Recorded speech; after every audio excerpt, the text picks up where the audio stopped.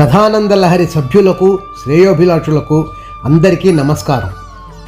వైకుంఠ ఏకాదశి శుభాకాంక్షలు. ఈరోజు అనంత శయనంలో ఉన్న విష్ణుమూర్తిని చూస్తే ఎంతో పుణ్యం, జాగరణ చేస్తూ చూస్తే జన్మరాహిత్యం. అందరికీ అన్ని వసతులు అవకాశాలు రావు. ఒక్క విష్ణువుని చూస్తేనే అంత భాగ్యం అంటే తిరువనంతపురం అనంత పద్మనాభ స్వామి, శ్రీరంగం రంగనాథస్వామి వంటి ఎందరో విష్ణుమూర్తులను ఇవాళ మనం చూడబోతున్నాం. ఈరోజు ఆ పుణ్యక్షేత్రాల్లో ఇసుక వేస్తే రాలదు అనే దానికన్నా ఇసుక వెయ్యటానికి చోటు ఉండదు అనొచ్చు. అంత భక్తుల గుంపు. దేవుడిని నేరుగా చూసినా, శిలలో చూసినా, క్యాలెండర్లో చూసినా, ఫోటోలో చూసినా, వీడియోలో చూసినా ఒకటే పుణ్యం. ఆ కాలంలో లేని టెక్నాలజీని వాడుకొని దర్శనం చేసుకొని పుణ్యం సంపాదించండి.